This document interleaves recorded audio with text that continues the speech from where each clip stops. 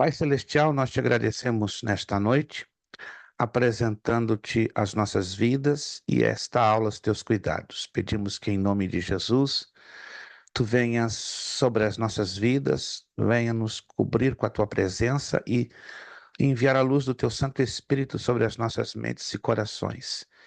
Pedimos pelos alunos que não poderão estar presentes por alguma situação de saúde, de família, de trabalho, que tu possas dar a eles a vitória necessária, o triunfo necessário, a graça necessária para superarem as suas dificuldades. Muito obrigado. Recebe a nossa oração, perdoa os nossos pecados, venha ministrar os nossos corações, venha nos iluminar, ó Deus, porque precisamos da poderosa luz do teu Santo Espírito. Muito obrigado. Entregamos esta classe, esta aula aos teus cuidados, suplicando a tua bondade em nosso favor. Obrigado, oramos agradecidos no maravilhoso nome de Jesus Cristo. Amém e amém. Muito boa noite mais uma vez, a paz do Senhor a todos os nossos queridos e dilatos alunos. Estamos aqui na nossa quarta aula da matéria de ética cristã e ministerial. Repito, esta é a quarta aula da nossa matéria de ética cristã e ministerial. Hoje é terça-feira, né? Hoje é terça-feira, 22 de outubro de 2022. Quarta terça-feira, desculpe, terça, quinta na minha cabeça, não sei por quê. Terça-feira, 22 de outubro de 2022. Que Deus nos ajude, nos abençoe nesta noite. Convido vocês a irmos para a página de número 9. Estávamos falando dos maus obreiros, né? Porque os maus obreiros têm um certo nível de comportamento, né? Por várias e várias razões. E começamos a falar de exemplos bíblicos, né? De maus exemplos, né? Falamos na aula passada de Demas, de Diótrefes, falamos de Judas e hoje estaremos falando, né, de mais um, né, que seria Nadab. Nadab, né? Creio que vocês, obviamente, já leram ou já ouviram ministrações, pregações, estudos bíblicos sobre a pessoa de Nadab e Abiú, não é? Vamos então entendermos sobre esses dois. Vamos falar de Nadab e, ao mesmo tempo, também de Abiú. Nadab e de Abiú. Vamos lá. O nome Nadab do hebraico quer dizer liberal voluntário, né? E o nome Abiú quer dizer meu pai é Deus. Olha que interessante, né? Nomes curiosos nos seus significados, mas um comportamento não muito, vamos dizer assim, coerente na questão específica dos seus comportamentos, né? Porque foram obreiros que não tiveram um comportamento ético como agrada a Deus. Falando em comportamento, irmãos, pelo que os irmãos já estão percebendo, essa é uma matéria que toca muito de perto a cada um de nós, né? Porque a ética, ela não se aprende unicamente na igreja, né? Muita gente diz, não, se a pessoa é um mau obreiro é porque ele não aprendeu bem na igreja. Tem casos bem curiosos de obreiros que aprenderam muito bem na igreja, mas não aprenderam bem em casa. Aí é uma questão de formação, não é? Muito sério a questão da formação. Se em casa não recebemos uma formação adequada, alguns obreiros vão quebrar a cabeça, né, na questão de uma formação dentro da igreja, porque tudo é muito relativo, mas a gente vai entrar nesse aspecto em particular, né? É um pouco delicado, porém necessário falarmos. Irmão Leandro, bons ventos o tragam, bom revelo, paz do Senhor. Estavam sentindo muito a sua falta, estava um pouquinho preocupado. Mas amém, graças a Deus. É o corre-corre da vida, né, que muitas das vezes não permite estarmos presentes como gostaríamos. Mas vamos lá. O que caracterizou exatamente Nadab e Abiú serem maus obreiros? Está ali, na nossa apostila. Eles possuíam originalmente intenções ilegítimos e direitos legítimos diante de Deus. Olha só que interessante. Tais como eram filhos mais velhos de Arão, eram os principais candidatos a tornarem-se sumos sacerdotes após o seu pai, estavam envolvidos com a original consagração do tabernáculo e recomendou-se a eles que fizessem tudo quanto o Senhor lhes ordenara. Qual era a tribo da qual pertencia Nadab e Abiú? Alguém tá lembrado? Levi, Nadab, hein? Levi. Levi, eles eram levitas, né? Só os levitas poderiam ocupar o posto ou a responsabilidade de sacerdotes e sumos sacerdotes. Mas, como obreiros genuínos, Nadab e Abiú fracassaram.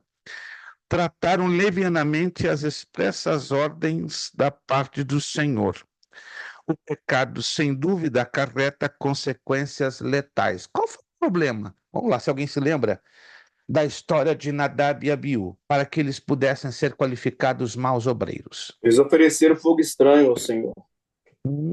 Alguém sabe explicar, em poucas palavras, do que se tratava esse fogo estranho? É interessante, né? Eu já tenho perguntado até pastores, eles se engasgam nessa área. É bem interessante. Não É, sei, é, perdão. Não Por que sei o se fogo estranho? Porque a Bíblia fala, né? Porque eles foram penalizados pelo nosso Deus porque eles apresentaram fogo estranho. Então a gente já parte desse princípio, fogo estranho. O texto original no hebraico diz fogo não autorizado. Almeida traduziu como estranho, mas o texto original é não autorizado. Então, qual era o fogo autorizado, irmã Gleice? eu creio que se tratava do fogo que estava dentro do tabernáculo. Eles trouxeram o fogo de fora, por isso o fogo Ex- estranho. Exatamente. Mas que fogo seria este? Eu creio que pouco. Não, a irmã Gleice está corretíssima. Era o fogo que estava dentro do tabernáculo. Definitivamente, era este fogo. Mas de onde vinha esse fogo? Esse fogo autorizado? Do céu. Do céu. Vinha Alguém do se Senhor, lembra? pastor. Levítico, Isso. Levítico 9:24 vai falar que o fogo vinha do Senhor e consumiu o holocausto. Olha só que tremendo. Vamos lá, gente. Ô, meu querido, tá me tentando dar um pontaço, não um ponto, não, um pontaço. Olha lá, ele disse sim, né? Cinquentão para o irmão. Pronto, pronto. Cinquentão. Essa aí foi bonita na terra, mais 50, né? Ih, eu tô percebendo que, Não precisa nem fazer a evangelista prova, pastor, desse Alexandre, jeito. eu tô percebendo que mais uma fica isento, não vai fazer prova nenhuma. Já tá, ó, vai passar direto. Levítico 9:24, vamos lá, gente. Isso tem que ser anotado. Eu sei que pouca gente incrível, pastores, não se lembram disso. Levítico capítulo 9, versículo 24. O fogo vinha de cima. Hum, mas graças a Deus, né? Sempre tem um homem de Deus que está ligado e não vai se esquecer desses detalhes. Levítico capítulo 9, versículo 24. Que o fogo saiu de diante do Senhor e consumiu o holocausto e a gordura sobre o altar. Vendo que todo o povo jubilou e caiu sobre as suas faces. Deixa eu dar aqui um esclarecimento um pouquinho mais amplo. Sempre isso acontecia, né, quando aconteciam dois fatos. Quando o sacrifício, que aí era apresentado no holocausto, e em alguns casos, quando a presença de Deus descia sobre o tabernáculo na intercessão do sumo sacerdote uma vez por ano. Então, tecnicamente, eram essas ocasiões que o fogo do Senhor descia. Quando descia, os sacerdotes eram obrigados a manter o altar aceso, ou seja, já tinha ocorrido várias e várias vezes anteriores. Essa é a razão de Levítico 6, 12, 13. Aí vamos agora dar uma voltinha para trás. Agora no capítulo 6 de Levítico, versículos 12 e 13. Eu tenho certeza que também você já leu esse texto, mas eu não sei se prestou suficiente atenção para ligar os pontos. Levítico capítulo 6, versículo 12 e 13. O fogo, pois, sobre o altar arderá nele, não se apagará, mas o sacerdote acenderá lenha nele cada manhã, e sobre ele porá em ordem o holocausto, e sobre ele queimará a gordura das ofertas pacíficas. O fogo arderá continuamente sobre o altar e não se apagará. Anotaram então? Então, em uma dessas ocasiões que nosso Deus mandava o fogo do céu, era obrigação do sacerdote manter aquele fogo aceso. E esse mesmo fogo tinha que ser transferido para dentro do tabernáculo. Na verdade, a irmã Gleice acertou, né? Porque esse fogo estava no tabernáculo, só que do lado de fora, certo? Mas fazia parte da área do tabernáculo, só que ele estava do lado de fora, porque o altar do holocausto, se você olhar nos gráficos que tem em muitos livros e até mesmo pela narrativa do livro do Êxodo, estava do lado de fora. Então, esse fogo tinha que ser pego com um aparelhozinho chamado espevitador, né? Era uma espécie de uma tenaz, né? Que chegava, tipo um pavio, né? Que chegava lá, o sacerdote puxava esse fogo e levava para dentro do tabernáculo para acender o quê? O candelabro de 7 braços. Esse foi o problema de Nadab e Abiú. Eles tinham a obrigação de acender o candelabro, só que eles não acenderam o candelabro com o fogo do Senhor. Eles decidiram fazer o jeitinho deles, né? Se fossem brasileiros, não, é o jeitinho brasileiro. Para que eu vou lá do lado de fora? Não, já que estamos aqui, vamos acender aqui, ó, e vão acender. Esse foi o problema. Eles fizeram a coisa certa. Escute bem. Eles fizeram a coisa certa, que é acender as luzes do candelabro. Porém, fizeram de maneira errada. A maneira certa é buscar o fogo do Senhor.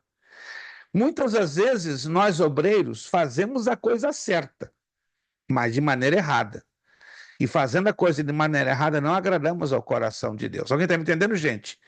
Você pode fazer a coisa da maneira certa, mas a coisa não é fazer da maneira certa, é fazer pelo meio correto. Fazer a coisa certa e usar o meio correto. Como, por exemplo, você vai dizer que não tem nada a ver, o que eu vou dizer tem tudo a ver. Quando estamos debaixo de uma liderança, seja lá no plano espiritual, temos que aprender uma coisa que se chama princípio de autoridade. E o que é o princípio de autoridade? Você está debaixo de uma liderança. Me permita aqui um exemplo. Evangelista Alexandre, ele é pastor de 2 congregações, de Hartford e de Nagataki, do Ministério AD Filadélfia, né? Ali no estado de Connecticut.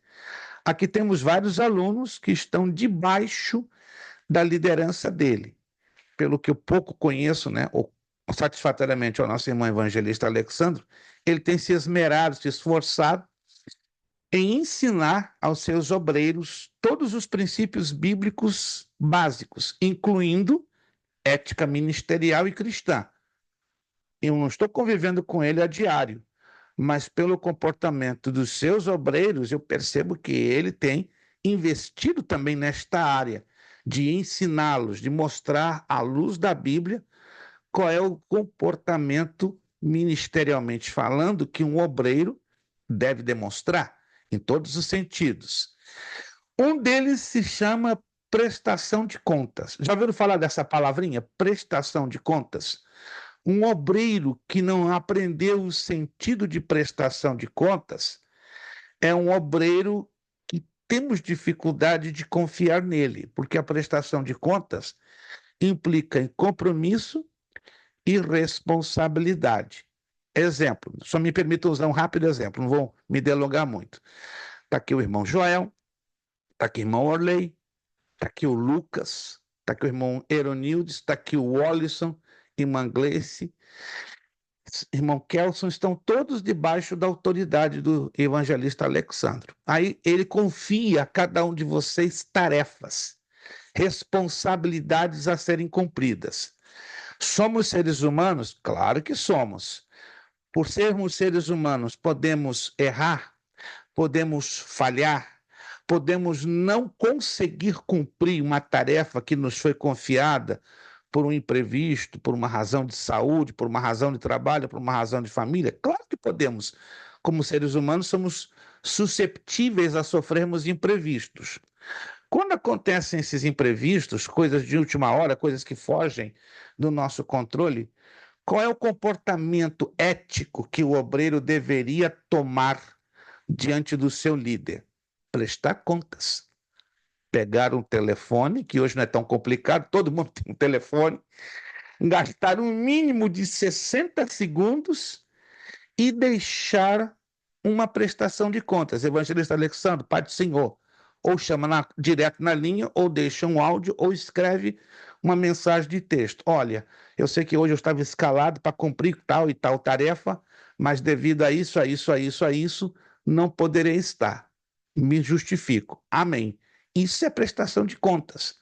Agora imagine se um de vocês desaparecessem na poeira, levassem um mês para dar essa prestação de contas. Não é uma coisa que ficaria feio? Entre nós aqui. Não ficaria mal? Não soaria como uma falta de compromisso, primeiro com Deus e depois com o seu servo? Então, isso é um princípio básico muito simples.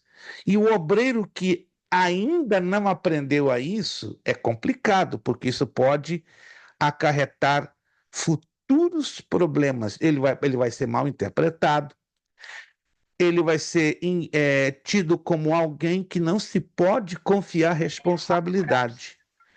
O desejo dos líderes é confiar responsabilidade, desde que os obreiros possam corresponder no mínimo. E qual no mínimo? Prestação de contas. Mas acredite, não estou aqui jogando uma indireta, não, irmãos. Pelo amor de Cristo, não me mal interprete. Tem obreiro que é difícil para dar prestação de contas, apesar de que o líder chama, orienta, instrui, mas na hora da prestação de contas ele leva um mês, 2 meses, e às vezes nem está aí para prestação de contas. Isso é uma falta de ética, é uma falta de respeito e de reverência ao próprio Deus. Não tome isso como uma chamadinha de atenção, não. Isso está dentro da nossa matéria, nós vamos chegar lá na frente, e isso tem que ser avaliado com muito carinho e muito cuidado. Evangelista Alexandre. Pastor, esse fato é tão importante, tão interessante, que vai fazer 2 anos que nós estamos na frente da igreja ali em Nagasaki, e fez 1 ano que a gente tem rádio. Eu louvo a Deus pela vida dos obreiros, né? Tem alguns que estão aí, né, no grupo, né, fazendo curso, outros não. Mas, no geral, nosso corpo de obreiros são muito éticos, justamente nessa questão. E, pela misericórdia de Deus, é o que a gente passa, como eu presto conta também. Eu sou um obreiro local, mas eu presto conta ao meu pastor superior, que é o meu pastor presidente, que é o pastor Exato. Eduardo. Da mesma forma que eu presto respeito e presto para ele, né, o relatório e tudo, eu percebo que os irmãos vão no mesmo caminho, entram na mesma Linha. obediência. Porque se Exato. eu não obedeço, como eu vou prestar e vou pedir obediência aos demais? O que mais tem hoje são obreiros que são insubmissos à liderança, acham porque é local, acham que pode mandar, e a gente sabe que a gente tem uma convenção sobre nós, temos líderes sobre nós, e eu sempre falo na igreja, da mesma forma que eu sou obediente ao meu pastor, o mínimo que a gente pede é obediência também a gente. Mas eu louvo a Deus pela vida do nosso obreiro. Estou vendo os irmãos aí, não é como se puxando sardinha, como diz o senhor fala, mas eu louvo a Deus pela vida de cada um dos irmãos que tem feito um excelente trabalho. Uns têm mais dificuldade de responder e tal, mas são obedientes, são reverentes, respeitam a Deus em primeiro lugar, a sua palavra, e também respeitam a liderança. Eu louvo a Deus pela vida dos nossos irmãos.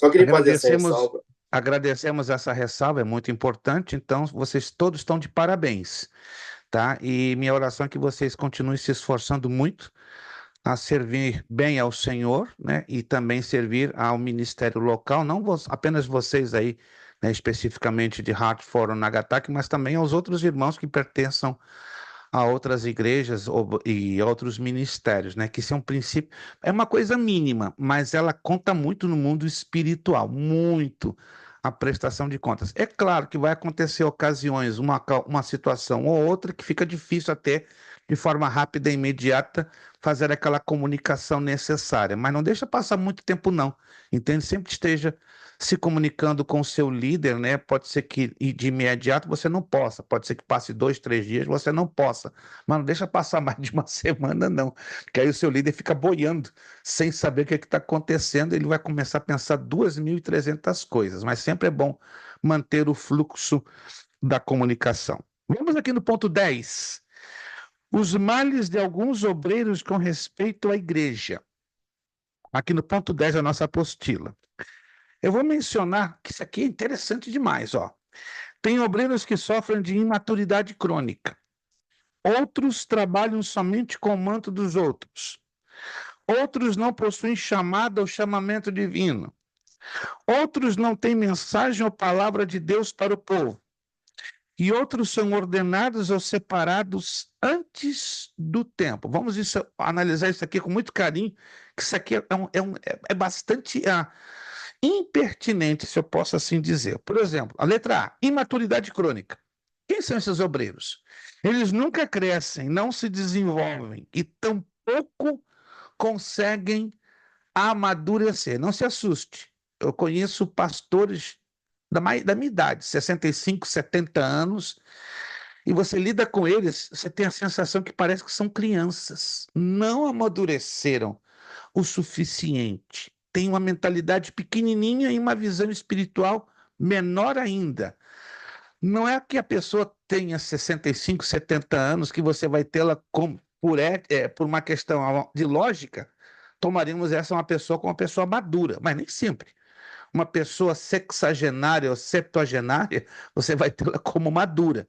Como eu tenho casos na minha experiência ministerial de adolescentes, 14, 15, 16 anos, terem mais maturidade do que um homem de 60, 70 anos. É muito relativo isso, tá? Mas em se tratando do obreiro, o obreiro que sofre de imaturidade crônica, a igreja só tem a perder.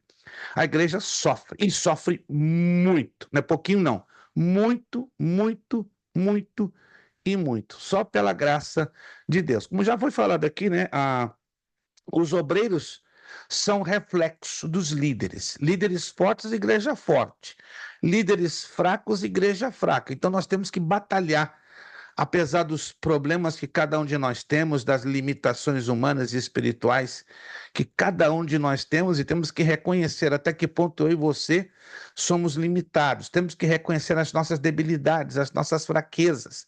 E diariamente pedir a Deus, fazer essa oração: Senhor, que as minhas debilidades, fraquezas, problemas não passem fatura para a igreja, ou seja, não crie prejuízos para a tua obra. Isso é importante, o obreiro todos os dias fazer essa reflexão diante de Deus, porque se os nossos problemas pessoais, limitações, fraquezas começarem a vazar para dentro da obra de Deus, ninguém aguenta, ninguém merece, aí fica muito complicado dirigir a obra de Deus como a palavra de Deus nos instrui. Então, estão entendendo, irmãos? Nós temos que ter muito cuidado.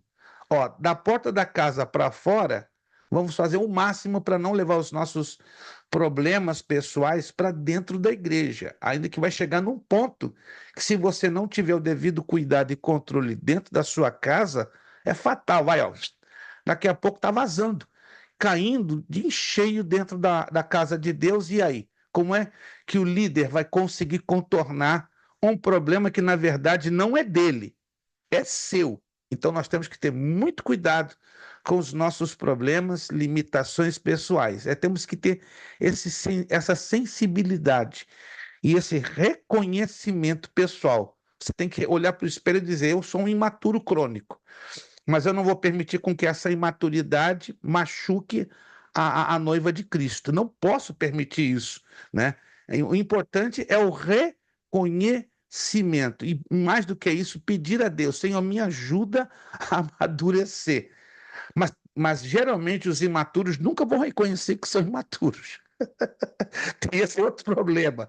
Os imaturos crônicos nunca vão reconhecer. Quando reconhece é porque a casa está caindo. A casa está bum, quando a casa cai, mas aí pode ser até um pouquinho tarde, né? Porque aí está gerando problemas dentro da sua própria família e de quebra está gerando um problema, ou vários problemas dentro da igreja do Senhor. Temos a letra B. Temos obreiros que só trabalham com o manto dos outros.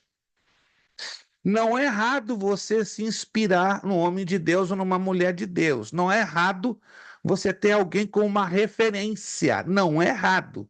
Agora, é errado você ser a cópia exata. Ou seja, trabalhar com o manto do outro. Isso é falta de personalidade espiritual e ministerial.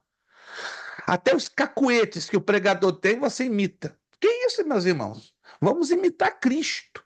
Vamos imitar Cristo. Vamos suar a camiseta para imitar Cristo. Não é válido. Imitarmos. Eu vejo que tem obreiros que pregam exatamente igual um tom de voz. Eu quero saudar a igreja com a paz do Senhor. E aquele pregador fulano, igualzinho, melhor, a maneira, os cacoetes, né? Tem um pregador dos anos 80, não vou dizer quem é, que ele tinha um cacoete, né? Quando ele saudava as pessoas com a paz do Senhor, ele saudava. Eu quero saudar a todos com a paz do céu. Assim mesmo, a coisa mais engraçada. Aí você via em algumas igrejas, ou pregadores que gostavam dele, quero saudar a igreja. Mesmo esse cacuete. Eu falei, caramba, tá com o meu problema facial, meu problema de tique nervoso. Tinha uns que batiam na sola, assim, na borda do sapato. Quando alegavam que estavam cheios do poder de Deus, estavam dando 2, 3 tapas na borda do sapato, e assim faziam os seus seguidores, irmãos. Imitar a Cristo é a melhor coisa, né? Se você quiser imitar o evangelista Alexandre, amém. Ele não vai ficar triste. Agora imita o que é bom. Imita o que é saudável. Imite o que é ético. O que não for saudável, o que não for ético, ó, para fora, coloca de lado, entende?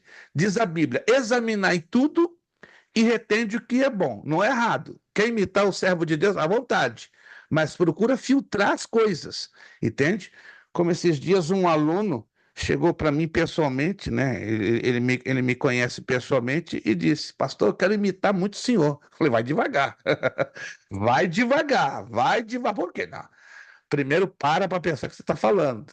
Porque eu tenho falhas, eu tenho imperfeições, eu tenho fraquezas, eu tenho pecados, eu sou um ser humano. Então, se for me imitar, faz um filtro, coloca 3 filtros, um dentro do outro. Ai, então não vale a pena. Eu acho que não. Vai sair pouca coisa boa. Eu sei quem eu sou necessitado, carente da graça e da misericórdia de Deus. Irmãos, a melhor coisa é a gente imitar Cristo. Repito, não estou desmotivando ninguém aqui a não imitar ao seu irmão na fé, que é uma referência, mas vamos batalhar, né, para sermos o mais maduros possíveis. Não possuem chamada ou chamamento divino. A pior coisa para um obreiro na área da ética, ele não ter chamada, porque quando ele não tem chamada, é complicado você trabalhar com obreiro sem chamada. É como você querer forçar uma ave a voar sem asas. Vamos tomar esse exemplo, né? Nenhuma ave voa se não tiver asas. Nenhum obreiro faz bem as coisas na casa de Deus se não tiver chamada. Não apenas chamada, mas também preparo. Tem que ter as duas coisas. Tem que ter as duas coisas. Tem muita gente que tem chamado, mas está faltando o preparo básico, bem básico. Então temos que cuidar muito a questão do chamado e do preparo. O preparo é importante? É. O chamado é importante? Também. Então tem que ter um casamento com os dois. Mas e se o obreiro tem um chamado, mas não tem um preparo? É complicado, porque o obreiro com chamado vai tentar fazer algo que não tem visão dentro das Escrituras. E essa visão é devido ao preparo que ele precisa ter, ainda que básico, bem básico. Alguém está me entendendo, gente? Preparo básico.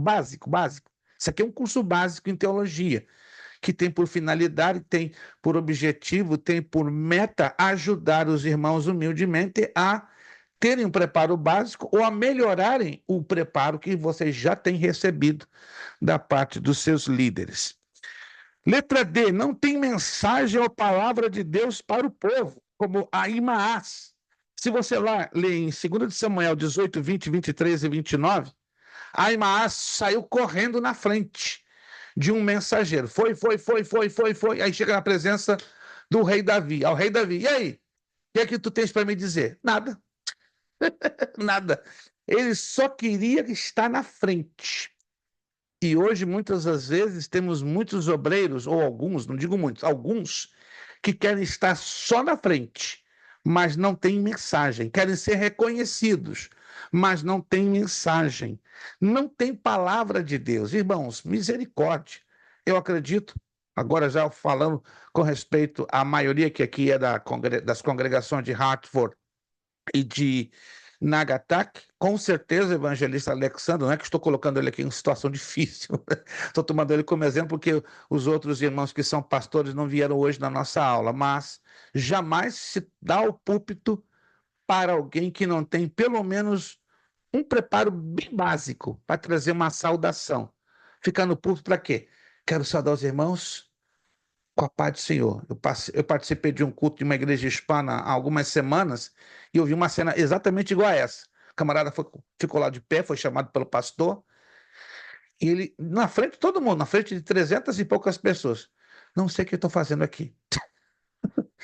Ele congelou. Não sei porque meu pastor me chamou e eu não sei o que eu estou fazendo aqui. Desculpe, irmãos, eu vou descer. E desceu. E o pastor ficou com a cara desse tamanho. Claro, o problema então residiu mais em cima do pastor, que o pastor não teve a sensibilidade de chamar uma pessoa com um preparo básico, até para dar uma saudação, irmãos. Nós temos que ter um preparo básico, até para uma saudação de 2, 3, 4 minutos.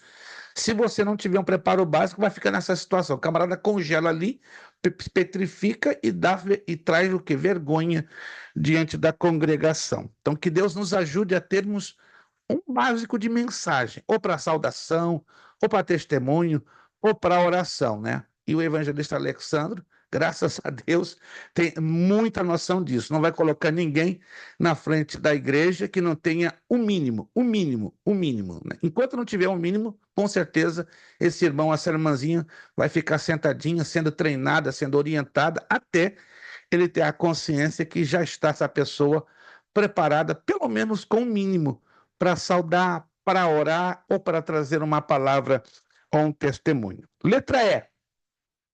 Ordenados ou separados antes do tempo para o trabalho do Senhor. Não têm a visão do que é a obra de Deus e por isso acarretam muitos efeitos daninhos para a congregação. Outro problema é separar obreiros antes do tempo. Nenhum obreiro pode ser separado antes do tempo. Se é separado antes do tempo, vai dar dor de cabeça para a igreja, vai dar dor de cabeça para a congregação, vai dar trabalho dobrado até triplicado para o líder. Então, isso tem que ser analisado com muito carinho, tá? Tem pessoas que estão desesperadas para terem o púlpito, desesperadas para terem ministério. A coisa não funciona assim, meus irmãos. Isso é muito sério. Eu subi esse final de semana com um pastor do Brasil e eu fiquei muito feliz quando ele me confessou isso, né? Que as Assembleias de Deus do Brasil, de um tempo para cá, não estão separando nem cooperador e porteiro que não tenham pelo menos o curso básico em teologia. Rapaz, eu fiquei impressionado. Que há alguns anos atrás, qualquer um era separado o porteiro ou cooperador. Mas de um tempo para cá, não sei exatamente quantos anos, mas falou esse pastor que ele é membro da mesa diretora das Assembleias de Deus do Brasil. Ele falou, pastor Prestes, de um tempo para cá, ninguém é separado porteiro ou cooperador que não comprove o mínimo de um curso básico em teologia. Uau, eu fiquei feliz da vida. Falei, opa, agora sim a coisa vai andar melhor do que já estava. Porque imagina, irmãos, se um cooperador ou um porteiro não tiver uma noção bíblica bem básica, o que ele vai fazer na casa de Deus? Vai estar ali como um adorno, como um enfeite? Não, isso aí é até mesmo uma falta de ética, uma falta de respeito ao reino de Deus, colocar alguém trabalhando sem ter uma noção bíblica básica. Todos estão me entendendo, gente? Noção bíblica básica. Deus não está pedindo ninguém ter um mestrado em teologia ou doutorado para ser porteiro ou para ser cooperador, mas estando com um básico já ajuda bastante. Número 11, aqui na nossa apostila, falsos obreiros. Tem essa de falso obreiro? Claro!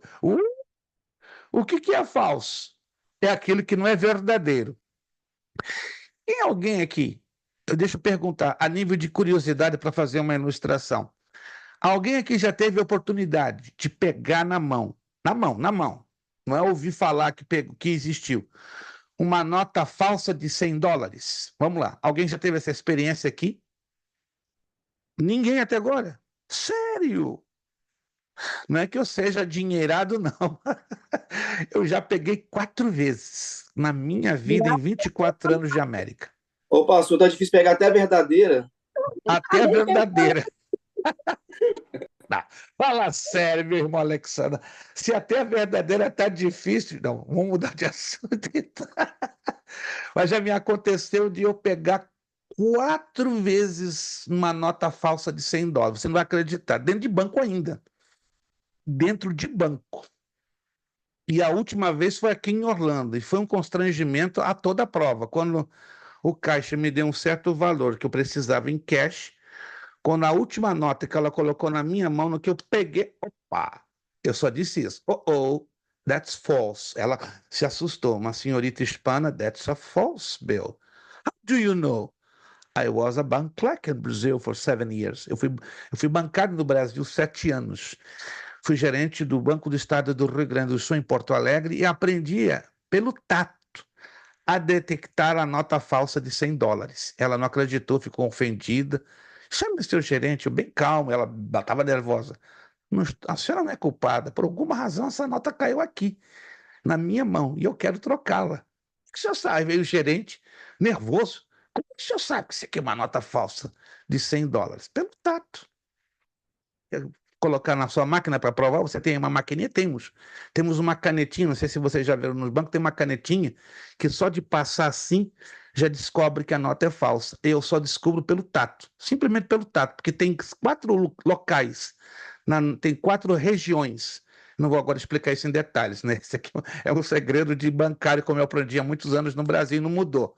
Tem 4 locais na nota de $100 que você toca, você já detecta que ela é falsa. E ele ficou impressionado. Meu Deus, o senhor ele brincou comigo. O senhor quer trabalhar aqui comigo? Não, vai me arrebentar, não. O senhor tem que ser, então, detector natural das notas falsas. Aí ele tinha uma nota falsa guardada. Aí ele me disse se essa nota é falsa. Só pode me dizer só um só toque? Ok.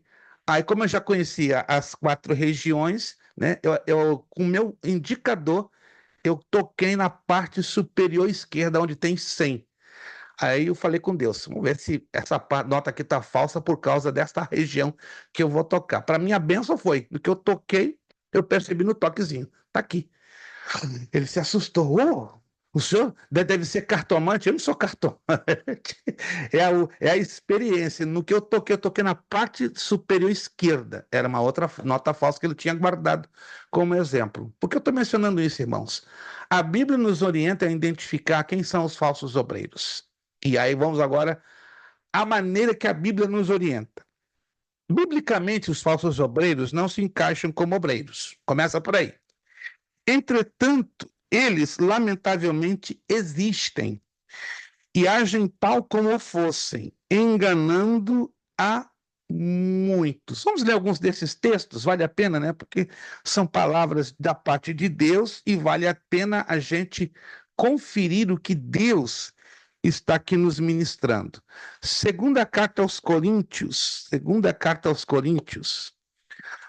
Paulo e o apóstolo Pedro falaram muito sobre a questão dos falsos obreiros. Segunda carta aos Coríntios, capítulo 11, versículos 13 e 14. Segunda carta aos Coríntios, capítulo 11, versículos 13 e 14. Vamos lá? Diz Paulo, segunda carta aos Coríntios, capítulo 11, versículos 13 e 14. Porque tais falsos apóstolos são obreiros fraudulentos, transfigurando-se em apóstolos de Cristo. E não é maravilha, porque o próprio Satanás se transfigura em anjo de luz. Eu entro no 15. Não é muito, pois, que os seus ministros se transfigurem em ministros de justiça, o fim dos quais será conforme as suas obras. Oh, então existem os falsos obreiros. E geralmente os falsos obreiros estão no nosso meio. Que isso, pastor? Fazem até milagres.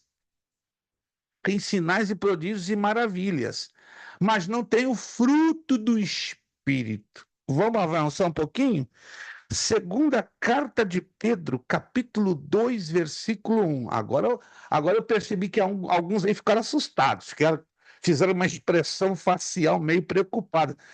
Pode existir um falso obreiro dentro da igreja? Claro, e não é muito difícil encontrá-lo. Segunda carta de Pedro, capítulo 2, versículo 1.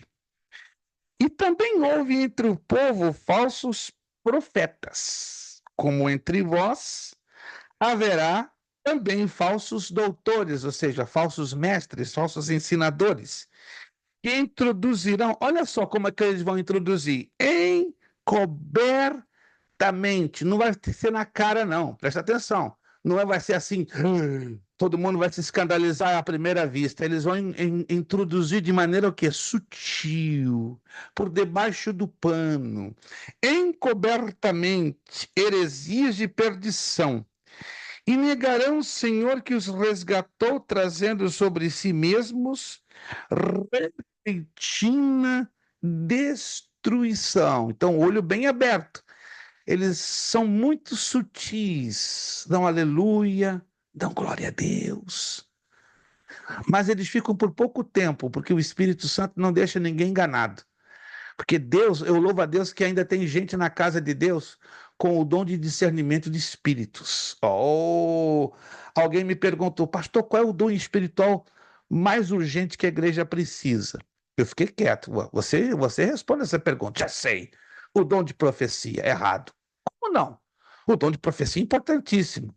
Mais do que o dom de discernimento?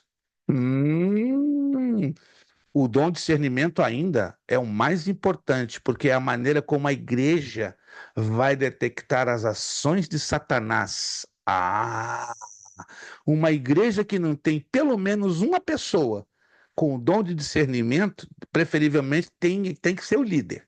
Mas se não for o líder, tem que ser alguém. E se não tivesse alguém, esquece. Aí é perigoso. É o mesmo que uma igreja está no meio de uma guerra sem um radar. Vocês sabem que nas muitas guerras pelas quais passaram os países da Europa e de outros lugares do mundo, o armamento que mais dava segurança às suas tropas era o uso de radar. Porque o radar ajuda o quê? A detectar o movimento do inimigo. E se a igreja não tem esse radar mínimo chamado dom de discernimento, o que vai acontecer? A igreja vai ser minada pelo lado de dentro, não pelo lado de fora, né? Pelo lado de fora é muito fácil a gente detectar o inimigo. O problema é do lado de dentro. Irmã Gleice. Até porque, pastor, tendo dom de discernimentos, pode discernir as profecias, né? Se é de Deus, se é da carne ou se é do diabo. Não sei se a senhora já experimentou, já teve essa experiência de, entre aspas, alguns profetas falarem uma profecia bonita, que até emociona, mas quando a pessoa tem o discernimento, bate aqui dentro, tá errado. Tem alguma coisa errada. Alguém já teve essa experiência de ouvir alguém profetizando e aqui dentro não encaixa, não desce. Só o evangelista Alexandre, irmã Gleice também já teve essa experiência. Alguém mais já teve essa experiência? Que graça, que vitória, meu Deus! Esse povo está com discernimento, isso é bom demais, irmãos, porque o diabo não dava de bonitão, nessas congregações, porque tem gente que, graças a Deus, ainda está batalhando para ter o dom de discernimento. Se ainda você não Ô, tem, pastor, fala comigo, voz macia bonita. faz. Não é à toa que tem Amós 3:7, né? Que fala Opa! que Lê lá para mim, ó. Gostei, acho que o Alisson agora despertou. O Alisson é assim, ele tem a munição dele guardadinha, na hora certa ele apontar, fogo, aí salta. Lê para nós é, lá, que Amós 3:7, vamos lá. é o que fala, né? Que não tem nada que esteja oculto que não venha a ser revelado, né? Vai ficando no Oh. oculto ali até Deus Até um permitir, certo né? momento, é verdade? Mas Até a um hora certo que Deus momento. levantar para desmascarar, meu filho, aí não tem Ele como não. faz. Aí ele faz. Porque a coisa verdadeira, ela é contínua, né, pastor? Mas a errada, Exato. ela tem até um certo momento, né? Até Deus Ela falar, ó, tem basta, já um. deu, já.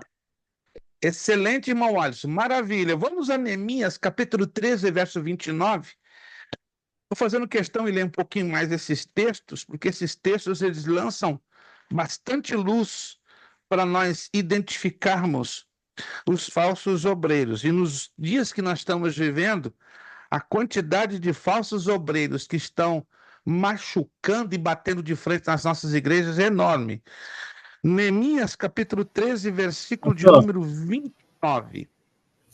Diz assim a palavra de Deus.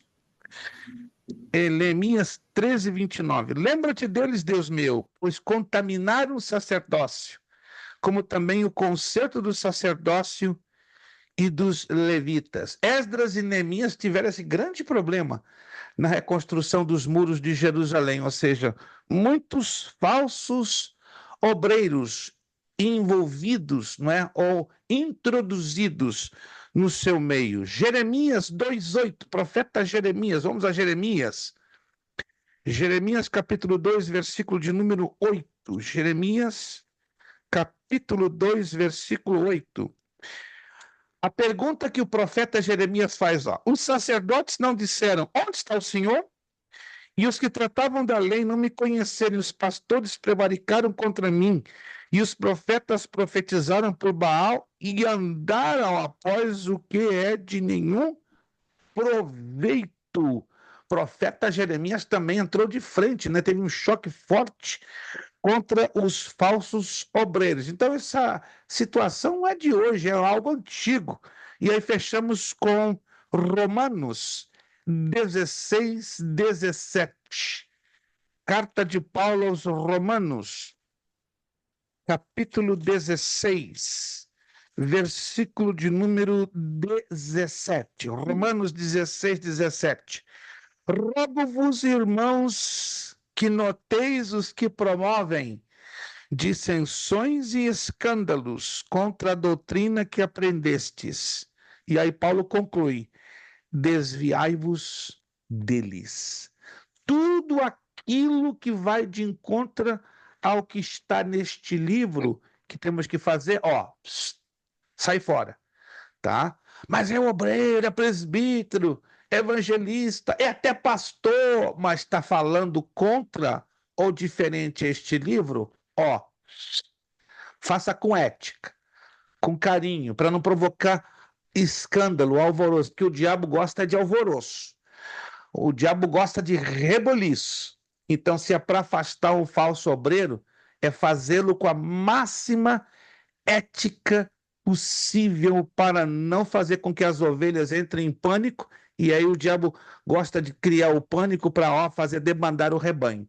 Entende? Eu já fui pastor de igreja 5 vezes e tive que tratar com obreiros dessa natureza. E é bem complicado, porque alguns obreiros ganham a confiança da congregação. Então você tem que ter muita delicadeza na hora de removê-los ou de afastá-los, porque eventualmente sempre vai ter alguns crentes que não têm discernimento, não têm visão espiritual e vão sempre se inclinar a favor desses falsos obreiros. Eles que conseguem dividir uma boa parte do rebanho, mas a minha oração é que o Espírito Santo possa estar guardando, né, as nossas igrejas, as nossas congregações, e sempre mantendo bem aceso o discernimento espiritual, começando da liderança, para que saibam como lidar, como manejar-se em situações tão delicadas como esta. Passando para a página 10. A página 10 nos mostra o perfil de um obreiro e sua ética. Isso vai falar com cada um de nós. Aqui nós vamos aprender sobre a vida pessoal do obreiro, número 1. A plena consciência das limitações humanas, número 2. A vida social do obreiro, número 3. A vida espiritual do obreiro, número 4. O obreiro, sua saúde e seus cuidados, número 5. A vida do obreiro no lar, número 6. O obreiro e a sua autodisciplina, número 7. O obreiro e suas tarefas ministeriais, número 8. O obreiro e a sua preparação em geral, número 9. O obreiro e os tipos de ovelhas que possivelmente encontrar no rebanho do Senhor, número 10. Meu Deus! Essa parte da apostila dá para fazer um manual completo, ou até mesmo de uma maneira um pouco resumida, mas nós vamos entrar agora num terreno bastante interessante, que vai falar com cada um de nós. Vamos começar pela vida pessoal do obreiro.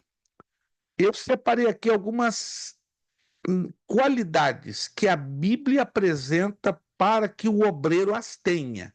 Entenda o que eu vou dizer.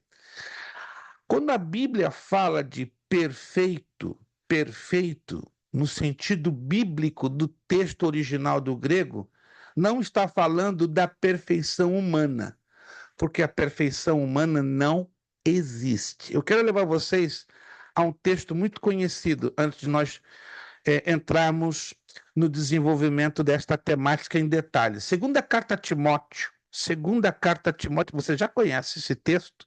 Capítulo 2. Segunda carta a Timóteo, capítulo 2, versículo 15.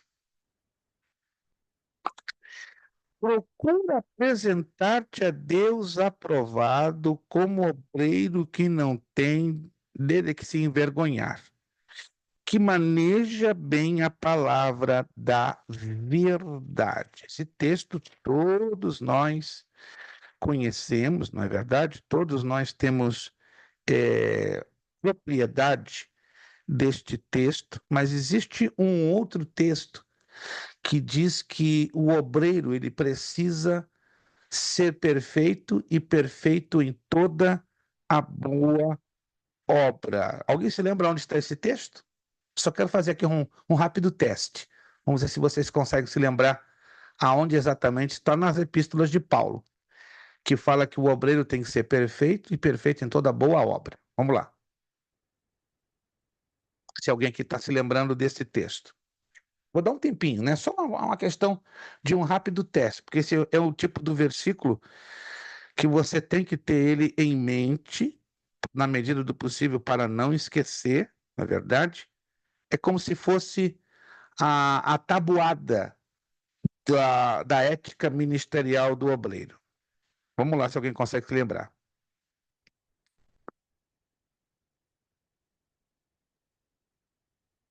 Eu estou percebendo que não. 2 de Timóteo, capítulo 3. 2 de Timóteo, capítulo 3. Para não esquecer isso aqui é importante. Segunda carta de Timóteo, capítulo 3, versículo 16 e 17. Tem anotado em algum lugar. Isso aqui não pode ser esquecido de jeito nenhum.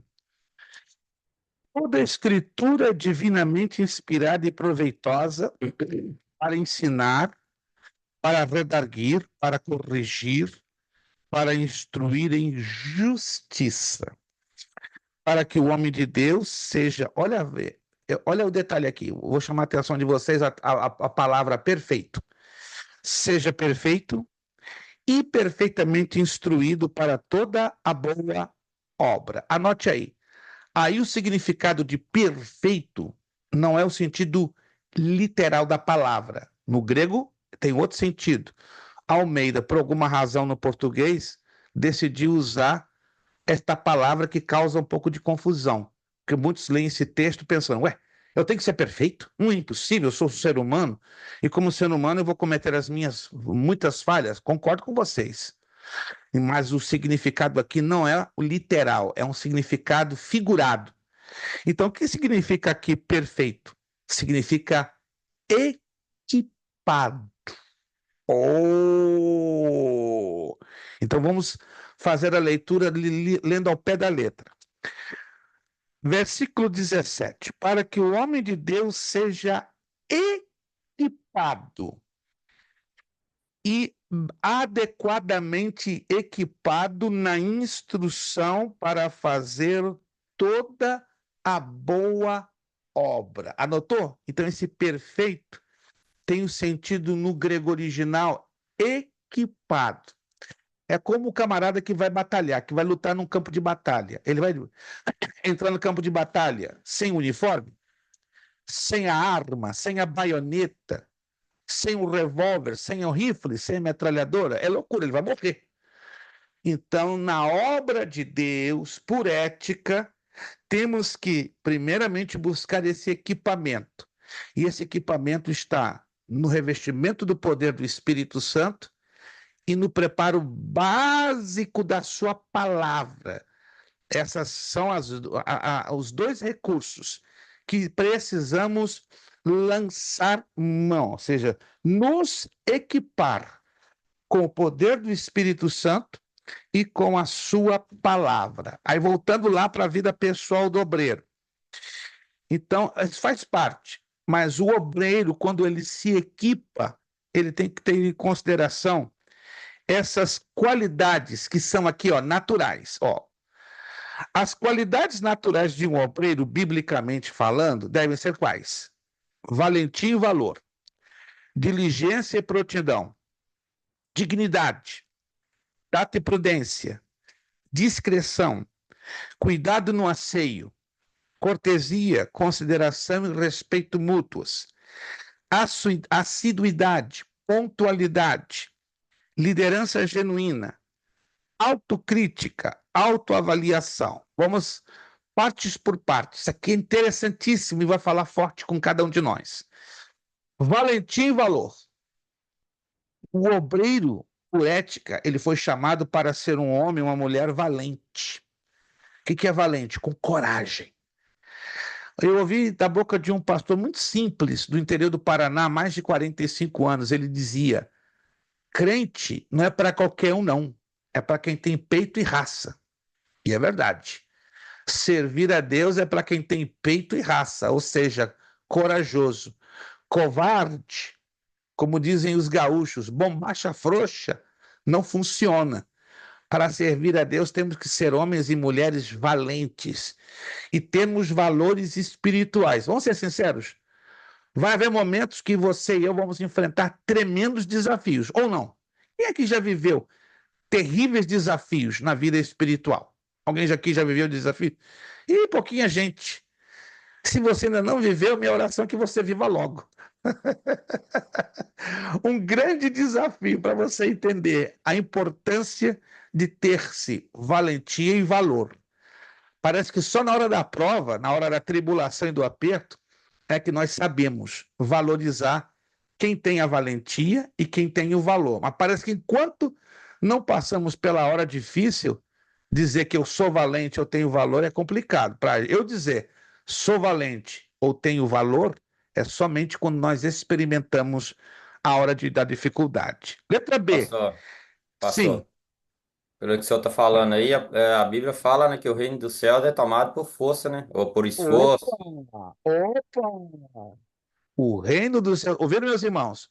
O reino dos céus é tomado por força. Se até agora você não usou a força para avançar na vida espiritual, alguma coisa um pouco fora do lugar. Não estou dizendo que você está desviado ou coisa parecida. Não se trata disso.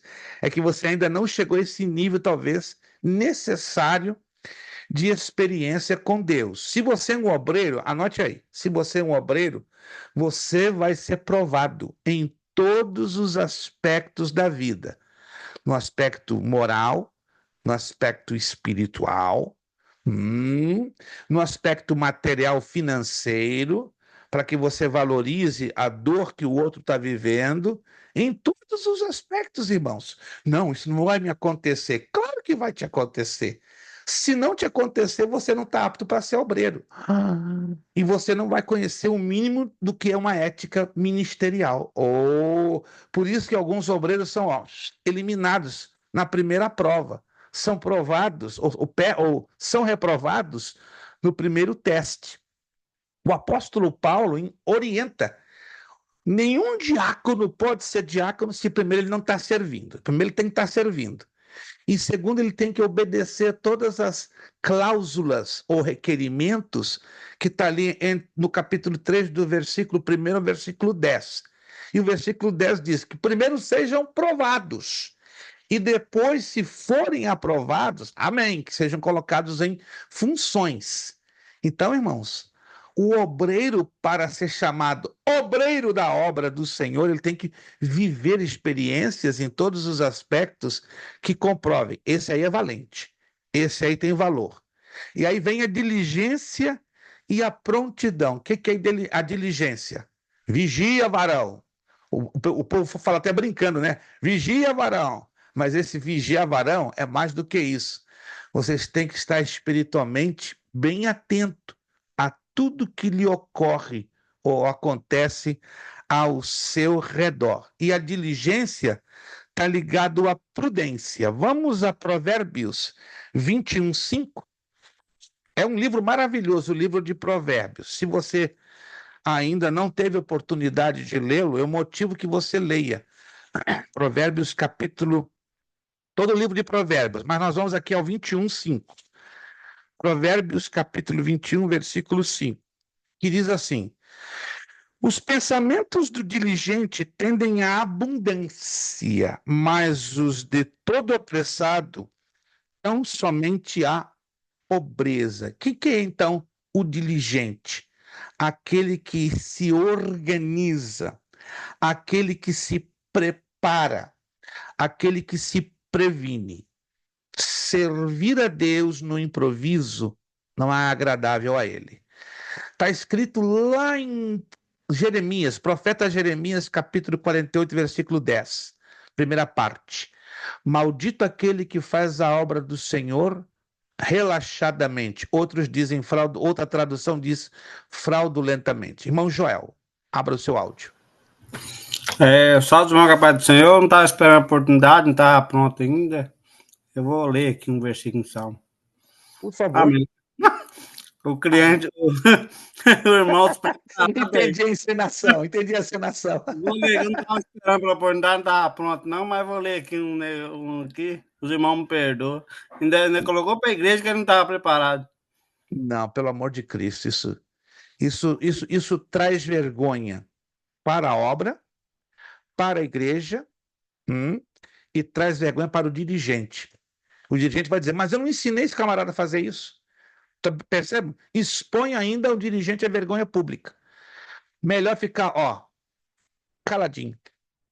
Como há casos, por exemplo, não sei se vocês já tiveram essa experiência, eu já tive demais. Grupo do louvor, a pessoa está escalada para cantar naquele culto, naquele horário. Aí a pessoa trabalhou que nem um condenado. Trabalhou demais. Pode acontecer isso. E aí não teve o tempo de ensaiar. O mínimo que essa pessoa, por decência ética, tem que fazer é o seguinte: pastor, dirigente, não tive tempo de ensaiar. Então eu não posso assumir o púlpito para dar migalhas daquilo que eu deveria dar com excelência para Deus. Isso é mais bonito. Agora, feio é isso que o irmão Joel falou. Quero saudar os irmãos com a paz do Senhor. Eu fui escalado para o louvor hoje, mas hoje eu limpei 14 casas. Venho assim em cima da hora. Então eu não posso, definitivamente, eu não posso aqui cantar como eu deveria, porque eu não tive tempo de ensaiar. Mas é para Jesus, né? Como é para Jesus, eu vou cantar. Não tive tempo de ensaiar, para Jesus. Peraí, você dá para Jesus migalhas? Você dá a Jesus o pior do seu tempo e da sua preparação? Tenha ética. Se você não pôde ensaiar para cantar, simplesmente dê uma satisfação ao seu líder. Não tive tempo. Passa para outro. Mas fazer isso é feio, é falta de respeito a Deus, à igreja e ao dirigente. Irmão Alexandre. Pastor, eu sempre falo com os obreiros, e para quem prega também na igreja, sempre tem que estar pronto. E sempre tem que ter um versículo engatilhado. Nem que seja Exatamente. para uma saudação. Porque nós, Exato. da Assembleia de Deus, nós temos o costume de dar oportunidade para a pessoa, às vezes na hora do culto, está a oportunidade de trazer uma palavra. Eu, por exemplo, quando eu estou dirigindo o culto, eu procuro dar oportunidade para pessoas que já têm o costume de pregar, já está pronto. E Perfeito. principalmente de domingo, a gente é bem ético entender que no domingo, por exemplo, a prioridade são os conjuntos locais, temos alguns conjuntos, Yeah. e a equipe de louvor e a palavra. O de domingo não é culto ficar dando muita oportunidade à você. Por quê? Além de tomar tempo, né? Já tem um pregador oficial, mas eu sempre falo com os irmãos que sempre tenham preparado para nunca ser pego de surpresa. O Tiago já falou sobre isso. Mas a pessoa recebe, perguntando, irmão, não estava preparado, não, fui pego de surpresa. O arrebatamento vai ser assim também. Se a gente está Yep. preparado para trazer uma palavra como obreiro, se você é para ser obreiro, se eu como pastor, se eu como diácono, se eu como presbítero, não estiver pronto para trazer uma palavra, estou pronto para quê? Então, a gente sempre tem Isso, que estar lendo. Por isso que o obreiro tem exato. que estar preparado sempre na leitura da Bíblia. Todos os dias temos que ler a Bíblia. Exato. Indiferente se seja para... Porque tem obreiro que, infelizmente, muitos, que só lê a Bíblia quando vai pregar. E está errado. A leitura da Bíblia, o devocional, é meu relacionamento com Deus. Quanto mais eu leio, mais eu estou alimentando da palavra. Eu não tenho que ler a Bíblia somente para pregar. Eu tenho que ler a Bíblia porque eu preciso alimentar da palavra de Deus. Sempre que a gente procura ensinar para os irmãos, sempre é isso. Sempre tenha um versículo pronto, marcado. Então quando vai dar na frente, a gente fica procurando. Irmão, não, está errado. Sempre pega a Biblinha, tenha marcador, já deixa marcado, se eu ganhar a oportunidade, vai ser essa palavra. Pronto. No Brasil, chegar, ser pego de surpresa e passar o que o senhor falou, passar vergonha na igreja, principalmente na gente como pastor, porque quem está visitando entende o quê? Essa igreja não tem preparação, o pastor não ensina. Irmãos, é tão delicado falar deste assunto, é tão sensível, não é? É o que nós estamos falando aqui. O que é a diligência? É a prevenção. O obreiro que é obreiro tem que ter isso em mente, a prevenção. Eu posso não dar a saudação, eu posso não pregar, mas eu tenho que estar com um texto bíblico já dentro do meu coração, provando o quê? Que eu sou uma pessoa diligente, uma pessoa que está ali sempre atento. Deu oportunidade? Vou lá. Não vou fazer feio, como deu o exemplo do irmão Joel, né? Muito bem colocado, mas hoje é demais. É assustador você ver tantos e tantos obreiros nada diligentes e muito menos ligados à prontidão. Outra coisa está na letra T, tato e prudência. O obreiro que é obreiro tem que ter muito tato e prudência em certas situações, sobretudo quando a ele lhe são confiados segredos ministeriais. Isso aí é sério. Meu irmão, eu quero lhe confidenciar isso aqui. É um diácono, um exemplo. É um diácono, a igreja vê ele em autoestima, como uma pessoa séria, uma pessoa madura, mas essa seriedade e essa maturidade, ela vai ser revelada exatamente aqui, ó, quando lhe é confiado um segredo. Aí a boca dele coça. Repreende a coceira, mas às vezes, aí ele já vai falar para outro, vai falar para outro, vai falar para outro. Irmãos, é mais rápido que o Instagram e o Facebook. Em menos de 24 horas, toda a congregação vai estar sabendo do segredo que a ele foi confiado. E aí? Como é que fica? A pessoa que confiou vai se sentir traída, vai se sentir pisada, desrespeitada. Tato e prudência. Tem pessoas difíceis na igreja, as quais comumente lidamos. Aquelas pessoas cheias de, vamos dizer, manias, de comportamentos estranhos. Temos que tratar todos de igual por igual e temos que ter muito carinho, ainda que às vezes tenha aquela pessoa que parece que vai dar um coice em você. Mas você tem que tratá-la com todo carinho. É difícil, eu entendo. O evangelista Alexandre está aqui como dirigente de igreja, ele sabe que tem momentos que ele tem que fazer acrobacias no tratamento das pessoas. Ele luta à luz da Bíblia para tratar todos de igual para igual. Então ele tem que ter muito tato, muita prudência. Tudo que ele falar, tudo que você, obreiro, falar, cuidado, pode ser usado contra você. E aí como é que você vai se explicar? Não, não era exatamente isso que eu queria dizer ou fazer. Então, todo cuidado é pouco. Temos que ter tato e prudência. E aí entra a outra da letra E, discreção. Pela ética, o obreiro tem que ser discreto. Tem obreiro que não são discretos. Falam alto demais. Tem obreiro que conversa em pleno culto. Que falta de reverência, gente.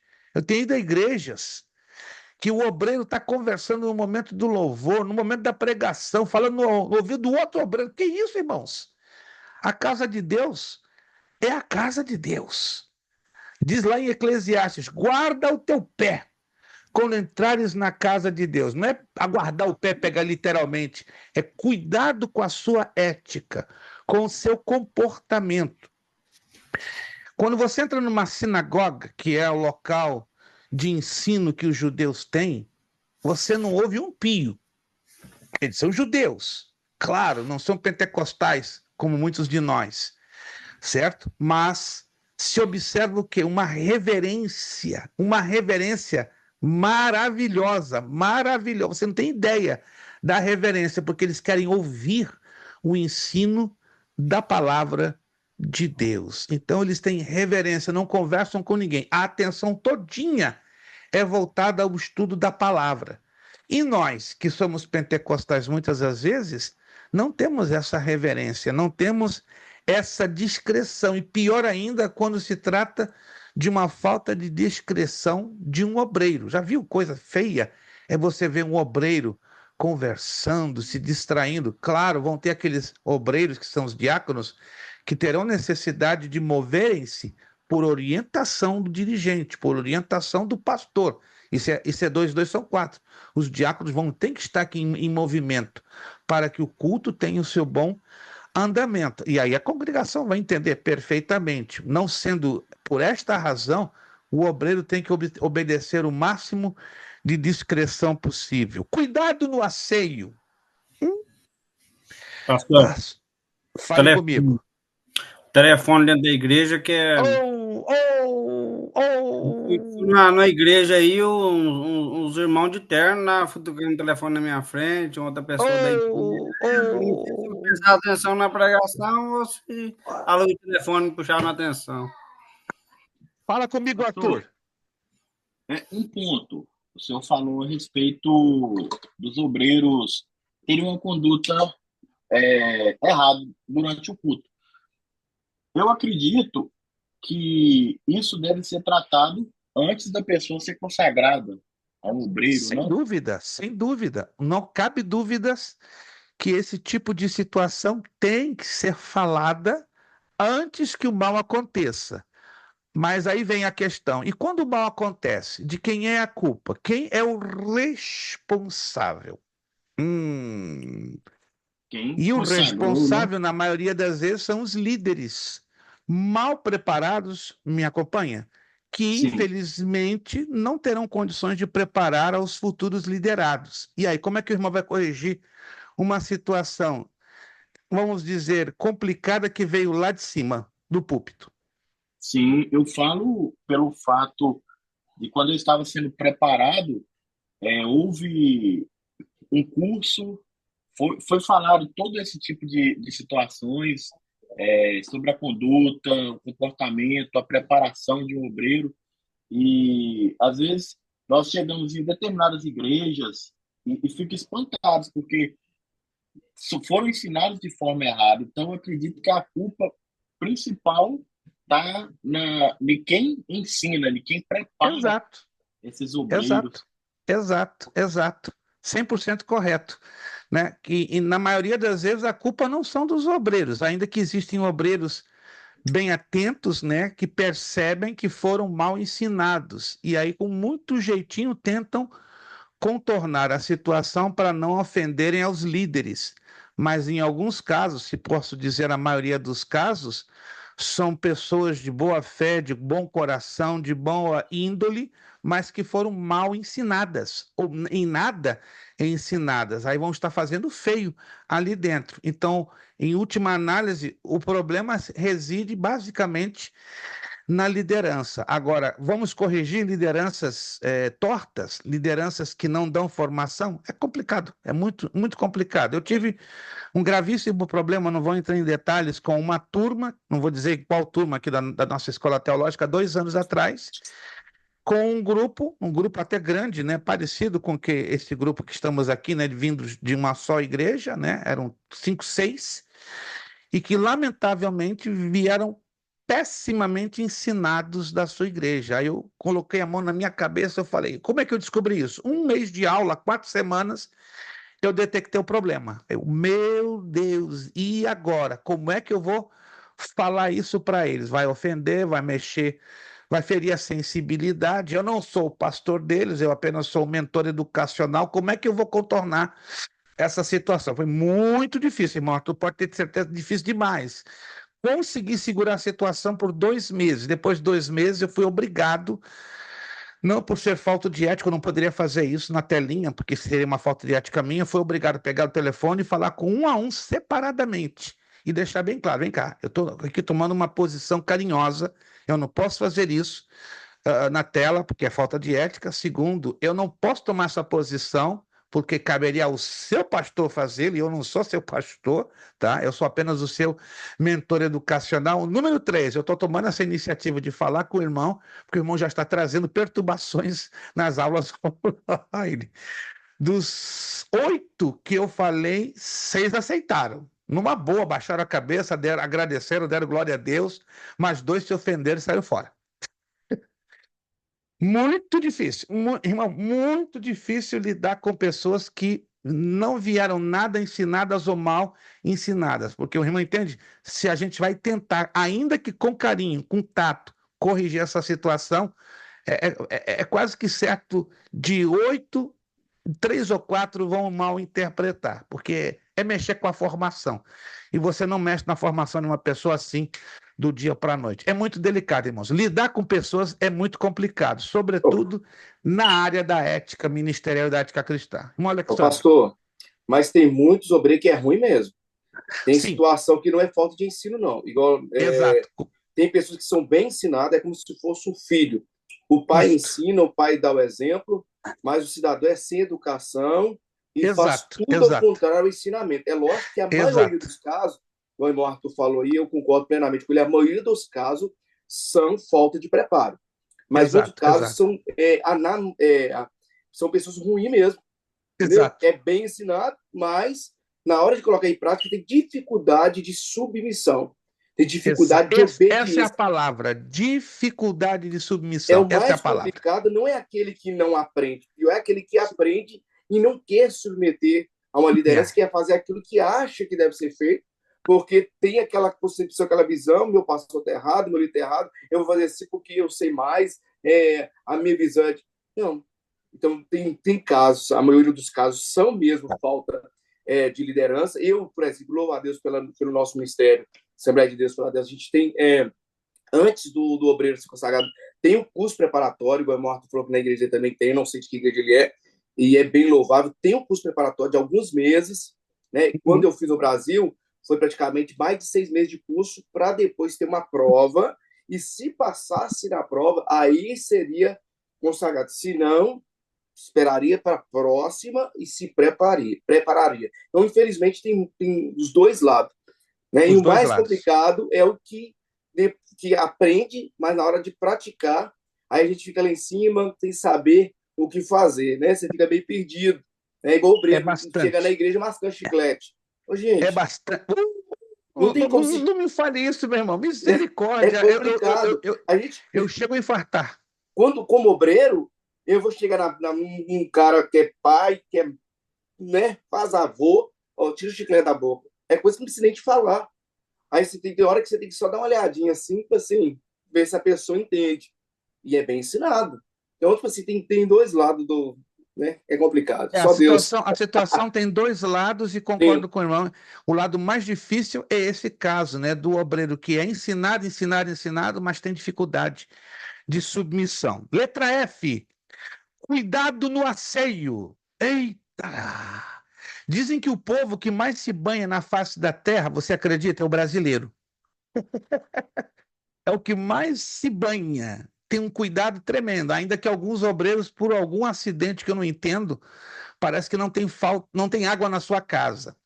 E o povo que menos se banha é o francês. Eu tive essa experiência, né? Eu preguei em muitas igrejas francesas, daí a questão do famoso perfumes francês. Por que os perfumes franceses são os mais fortes e os mais caros? Porque a cultura francesa do passado, hoje mudou um pouco, né? Mas ainda tem um pouquinho. É que se eu se banhava uma vez por mês. Uma vez por mês. E você imagina uma pessoa que se banha uma vez por mês. Os famosos reis da França, Luís XIII, Luís XIV, Luís XV, se você estudar a história deles, eles se banhavam, em alguns casos, uma vez por mês, uma vez a cada 2 meses. Mas tem obreiro que é mais ou menos parecido, né? Você dá um abraço, irmãos, é aquele cheiro que, olha, parece que tem um gambá morto, com todo carinho e respeito. Você entra em parafuso, ou então aquele obreiro que você olha para o terno dele, é caspa de lado a lado. Você não sabe se é uma divisa branca ou se é caspa. E outras situações que geram constrangimento, não apenas nos homens, mas também nas irmãs que não se cuidam, entende? Que não tem um mínimo de asseio. Irmãos, isso aqui, ó, esse corpo aqui, que você disse que é o corpinho que Deus me deu, amém? É o corpinho que Deus te deu, é o templo do Espírito Santo. Então, cuida do templo, tá? Se você não é, me perdoe, não estou aqui dando conselhos, né? Eu estou falando pela ética ministerial, certo? Se você não é dado a tomar banho todos os dias, faz um esforço. Ih, pastor, aqui no norte o bicho pega, esfria muito, eu não fico muito animado. Mas graças a Deus eu acredito que aí no norte. Como é que é, Joel? Tem Repete. dessa aqui não, todo dia tá frio ou gelado tem que tomar banho. Exatamente, está frio ou gelado, eu tenho certeza que na sua casa tem um aquecimento, né? Tem um bom sabão de pedra, um bom sabão líquido, entende? Tua casa está bem guardadinha com Rita. Olha lá, o Lucas está dando um sorriso, né? Dizendo, aqui em casa aqui isso não acontece, não. Então, meu irmão, faz um esforço, meu irmão.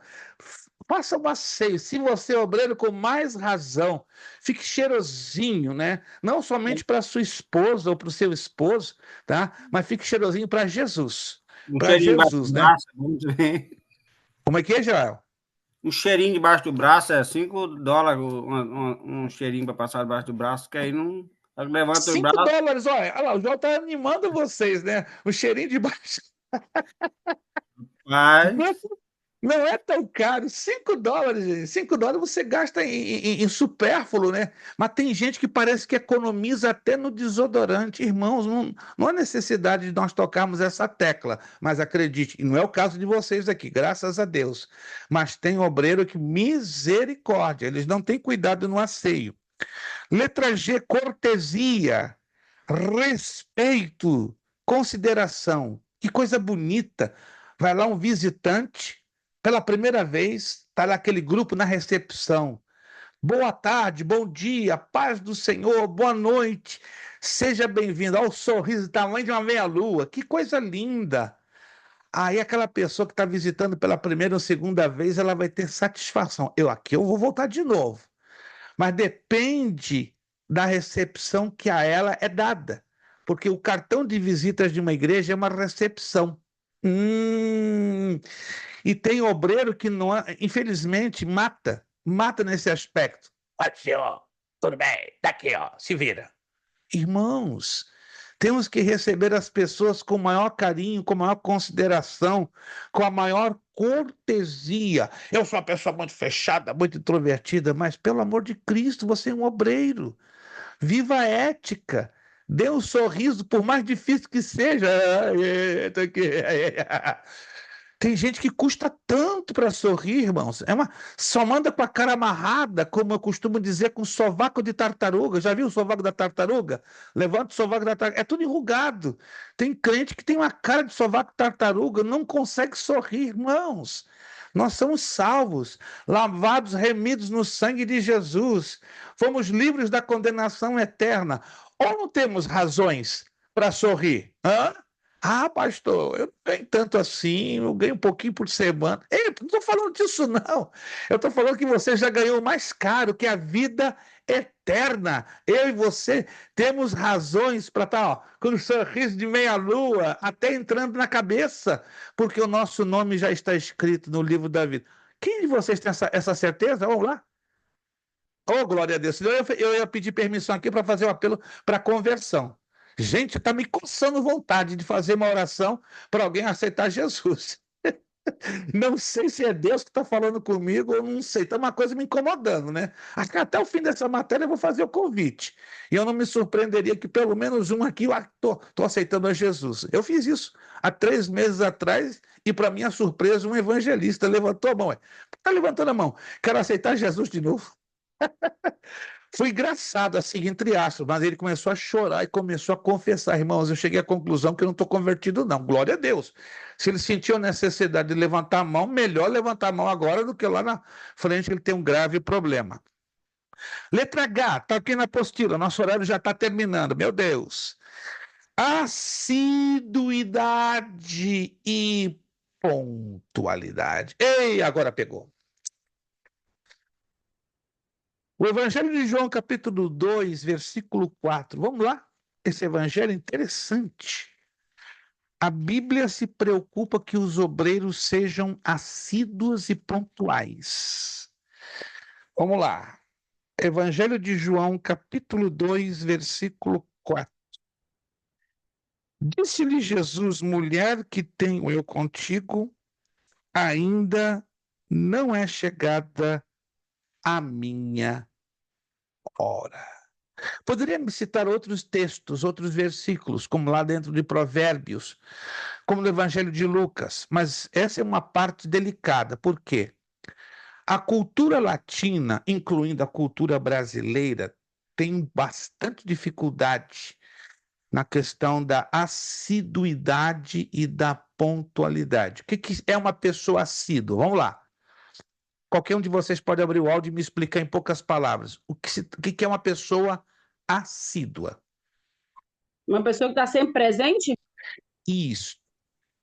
Há casos, obviamente, não podemos generalizar, que por motivo de força maior, trabalho, enfermidade, problema de família, aquela pessoa não consegue ser assídua. Geralmente, as pessoas que não são muito assíduas, elas não conseguem cumprir os seus compromissos, suas responsabilidades com certa pontualidade. Concorda comigo? Então, um obreiro, ele precisa entender a necessidade da sua assiduidade. Por quê? Porque o seu líder vai estar sempre com a mentalidade: posso contar com você? Posso contar com você? Posso contar com você? O líder já sabe quem é e quem não é assíduo. Ele sabe ainda que a pessoa tem aquele tremendo potencial para querer servir. E eu sei que todos vocês aqui têm um tremendo potencial. Agora, entre ter o potencial e ter as qualidades para desenvolver esse potencial, tem uma distância. E tem um enquadramento bíblico a ser cumprido. Dentre eles, a assiduidade. Vou dar um exemplo que parece que não tem nada a ver, mas tem. A gente vai falar nisso, quem sabe, na próxima aula. No capítulo 21 de Levítico, se você quiser anotar, no capítulo 21 de Levítico, fala dos 12 defeitos que o sacerdote não podia ter.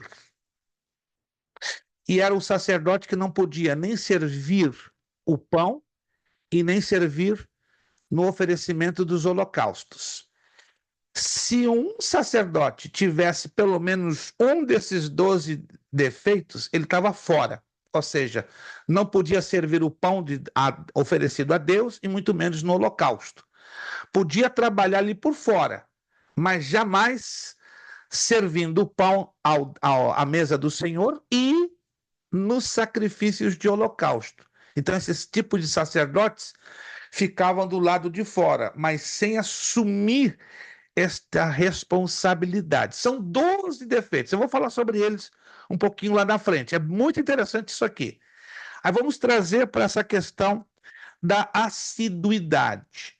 O obreiro que não tem assiduidade, ele não pode assumir certas responsabilidades. O seu líder não pode a ele confiar. Sabe por quê? Porque ele não pode contar com aquele obreiro. Alguém está me entendendo, irmãos? Obreiros assíduos são aqueles obreiros que estão ali na disponibilidade, de qualquer momento, de qualquer situação, entrar na brecha para servir. Aí entra a questão também da pontualidade. Na cultura brasileira é normal. Se o culto está marcado 8, os irmãos chegam 8h15, 8h30. E aí o dirigente fica de mãos e pés amarrados. Isso é um pouco da cultura, da cultura latina. Mas para as coisas do Senhor, temos que fazer isso aqui, ó, para sermos pontuais. Eu entendo, imprevistos vão ocorrer, o pneu vai estourar, o tráfego vai segurar você no caminho, sua família vai ter uma situação de saúde com seu filho, com a sua esposa, com o seu esposo. Eventualidades mil podem e acontecem, mas nós temos que trabalhar com a chamada margem de segurança, não é? Que é aquele espaço de tempo que você trabalha como preventivo, já calculando supostos imprevistos que virão acontecer no meio do caminho, para não comprometer a pontualidade de um culto ou de um trabalho na obra do Senhor, certo? Agora, que feio é um obreiro chegar 15, 30 minutos atrasado no culto.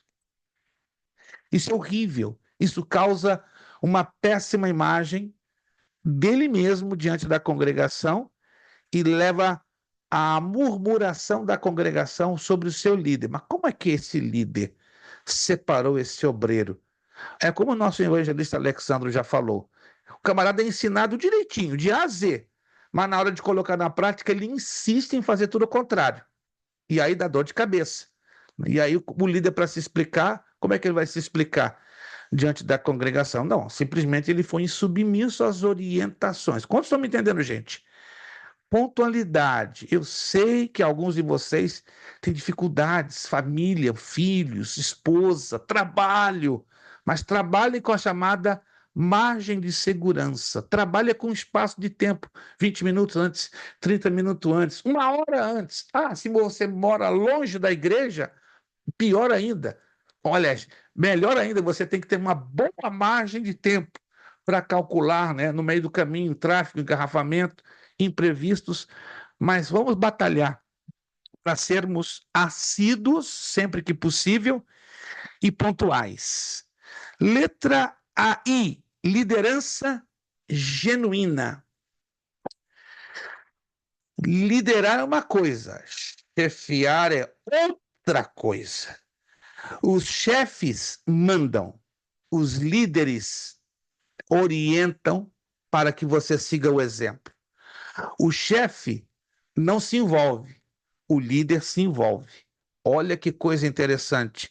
Há muita diferença entre chefe e líder, e isto gera muita confusão na cabeça das pessoas.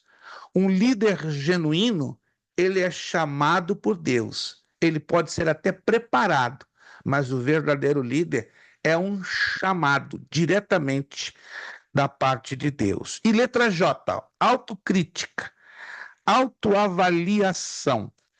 Quando possuímos a visão de Deus, temos também de nós mesmos, o qual revela nitidamente as nossas limitações.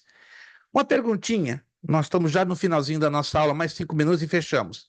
Quantos de vocês têm pelo menos, um espelho na casa de vocês? Vamos lá. E alguém não levantou a mão, acho que vou ter que mandar uma oferta para vocês comprarem um espelho. Vamos lá. Quantos de vocês, pelo menos, têm um espelho na casa? Um só. Tem 2, 3. Tem 2, olha lá. Eu sei que tem uns aí que tem 5. Não precisa dizer não. Olha lá, olha lá, o Robert, tem uns gigantes, dá para ver o Robert de copo inteiro. Gente, aqui pelo menos na minha casa, cada banheiro tem um espelho enorme, né? Na minha casa própria, a casa alugada, né? Pensa aqueles espelhões que você vê o corpo inteiro, né? Aqui no meu escritório eu também tenho um, porque eu às vezes uso também como um lugar para trocar a minha roupa. Toda a minha casa tem espelho para tudo quanto é lugar. Não é porque eu tenho a mania de espelho, não. Não sou narcisista, toda hora me olhando, ô, espelho, espelho meu, me diga quem é mais belo do que eu. Não, não se trata disso. A pergunta é: o espelho, ele não revela exatamente a nossa imagem? Sim ou não? Nos mostra exatamente quem somos? O que precisamos melhorar, limpar, fazer aquela higiene necessária? Com certeza. Até na hora de escovar o dente, você vai dizer que não, mas está lá, na frente de um espelho, para ter certeza que você fez uma boa higiene bucal, mostrar os dentes. Nós também precisamos ter um espelho espiritual para olharmos para nós mesmos e sabermos quem somos. As pessoas que sabem quem somos exatamente. Ó, Deus sabe exatamente quem eu sou e quem você é. Abaixo de Deus, sabe quem você é? O espelho, errado. A sua família. A sua esposa, seu esposo e seus filhos. Eles sabem exatamente quem você é, em casa e na igreja. Não tem como enganar a Deus, não tem que enganar a sua família. Você pode estar até se enganando a si próprio, mas enganar Deus e a sua família é complicadíssimo. Aonde eu quero chegar com isso? Precisamos ter a visão das nossas limitações. Pastor, eu sou limitado nisso, nisso, nisso e nisso. Isso que Deus quer. Que eu e você nos enxerguemos a nós mesmos e reconhecemos que precisamos reconhecer as nossas limitações e depender dele para vencer a cada uma delas. Hoje não deu tempo para nós corrigirmos os exercícios, mas nós vamos corrigir na próxima aula, tá? Então a primeira coisa que nós vamos fazer na próxima aula é corrigir os exercícios e entrar nesse ponto número 2 aqui, ó. Plena consciência das limitações humanas. Então anote aí, a primeira coisa que nós vamos fazer já no início da próxima aula, corrigir os exercícios que deixamos para vocês fazerem, né? Você se lembra exatamente quais são eles? E aí nós vamos entrar nesta parte 2, tá? Plena consciência das limitações humanas. Quero já também adiantar aos irmãos que já decidimos, né? E acredito que vai ser de bênção para todos, né? Porque é uma matéria que exige um bom desenvolvimento e eu percebo, eu orei a Deus esse final de semana e Deus falou bem forte ao meu coração. Nós vamos ter mais 2 aulas à frente. Alô? Nós vamos ter mais 2 aulas à frente para a gente ter um bom fechamento desta matéria, porque essa matéria, eu acredito que ela está falando muito poderosamente aos nossos corações. Deus falou alguma coisa nessa noite ao seu coração por essa palavra? Aleluia! Então vamos estar avançando, mas somente é uma situação excepcional. Então essa matéria terá 8 aulas no total, né? Por necessidade, porque a matéria em si tem um peso muito grande, né? Como é um princípio de ética ministerial e cristã, temos que sair com esse princípio bem, vamos dizer, assentado nas nossas mentes e nos nossos corações. Hoje tivemos uma ausência muito grande de alunos, né? Bastante, mais de 5 alunos se ausentaram hoje, né? Por A e B razões, outros alunos não tiveram as condições de nos avisarem. Eu creio que alguma eventualidade pegou alguns alunos, mas estaremos orando, pedindo com que a bênção de Deus sobre todos aqueles que não puderam estar presentes e sobre todos nós que estivemos aqui. Nosso muito obrigado a todos vocês que puderam estar conosco. Também quero agradecer a você que fez o seu pagamento já do mês de outubro. Se ainda você não fez, lembre-se, você tem até o dia 31. Tá? Até o dia 31 de outubro próximo, você tem a oportunidade de você fazer o seu pagamento da mensalidade de outubro sem a multa de $10. Se passar do dia 31, lembre-se, você tem que acrescentar os $10, porque a escola depende da sua mensalidade para manter o bom andamento, manter as atividades, manter tudo que faz uma escola funcionar, ok? Desde já agradeço a bondade, a gentileza e a cooperação de todos. Vamos então terminar a nossa aula de hoje. Vamos pedir o nosso irmão Joel. O irmão Joel vai abrir o seu áudio e vai fazer uma oração agradecendo a Deus pela aula de hoje. Muito obrigado a você que esteve conosco, aos que não puderam estar.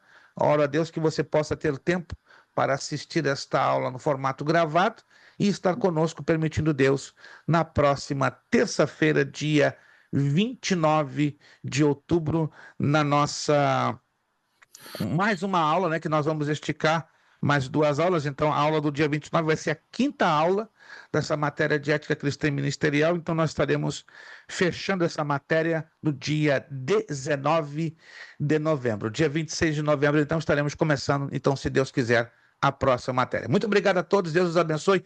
Irmão Joel, orando e agradecendo ao Senhor nosso Deus. Vamos orar. Senhor, meu Deus, obrigado por mais esse momento na tua presença. Ó Deus, vem nos guardar, vem, Deus, dar entendimento da tua palavra, Senhor. Vem abrir as nossas mentes para que nós venha aprender mais de ti, Senhor. É que eu te peço, Deus, guarda cada irmão, abençoa o pastor, Senhor, abençoa sua família, que venha, Senhor, tirar o tempo para ensinar a nós. Eu te peço, Senhor Jesus, dá a noite paz, guarda-nos. É o que eu te peço, em nome de Jesus. Amém. Amém, amém. Nosso lema para fechar tudo: seriedade. Seriedade. Compromisso. Compromisso. Disciplina. Disciplina.